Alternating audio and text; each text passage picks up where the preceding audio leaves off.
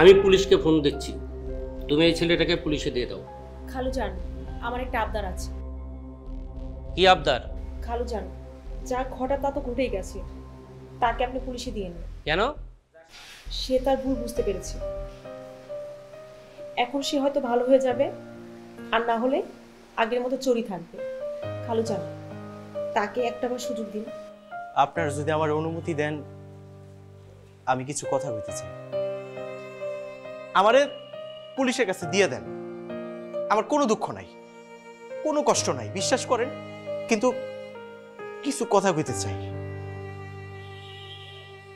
খুব ছোটবেলায় আমার মা মারা যায়। আমার মা মারা যাওয়ার পর আমার বাপে অন্য আরেকটা মহিলার বিয়ে করে ঘরে নিয়ে আসে। সৎ মা ঘরে আসার পর আমারে অনেক অত্যাচার করতে শুরু করলো। অত্যাচার সহ্য করতে না পাইরা ঘর ছাড়লাম, আশ্রয় নিলাম একটা বস্তিতে। সেখানে যাইও শান্তি নাই। যেদিকে যাই, যার কাছে যাই, সবাই কুকুর বিড়ালের মতো আচরণ করা শুরু করলো। আমারে দূর দূর করে তাড়াই দিল। জীবনের সাথে ধাক্কা খাইতে খাইতে সিদ্ধান্ত নিলাম যে আমার বাইচা থাকতে হবে। এই পৃথিবীতে সবচেয়ে বড় জ্বালা কি জানেন? ক্ষুধার জ্বালা। 2 দিন 3 দিন না খেয়ে থাকতে থাকতে পাগল হয়ে যেতাম। মনে হইতো পুরো পৃথিবীটারে খেয়ে ফেলি। আস্তে আস্তে ভালো কোনটা মন্দ কোনটা সব ভুলে যেতে লাগলাম। সবকিছু এক মনে হইতো। চুরি করা শুরু করলাম। কিন্তু বিশ্বাস করেন, আমি ইচ্ছা করে চুরি করতাম না।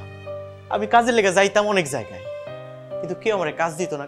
আবার কেউ যদি আমার দিয়ে কাজ করাইতো, ঠিক মতো টাকা দিতে চাইতো না। অনেক ছোট আছিলাম তো, অনেক অত্যাচার করতো। বাধ্য হয়ে চুরি করতাম। কিন্তু মনে মনে ভাবতাম, কোন সময় যদি আল্লাহ আমার একটা সুযোগ করে দিত, যেসব খারাপ কাজ চাইরা ছোট্ট একটা কাজ করতে পারতেছি, পেটে 2টা ভাত দিতে পারতেছি, তাইলে আমি আর জীবনও চুরি করবো না, ছাইরা দিব। শেষবার যখন আপনার বাড়িতে চুরি করতে আসলাম, আমি সিদ্ধান্ত নিয়ে আসছিলাম এটাই আমার জীবনের শেষ চুরি। ওই টাকা দিয়ে আমি ছোটখাটো একটা ব্যবসা করব। কিন্তু আমার কপালটাই খারাপ।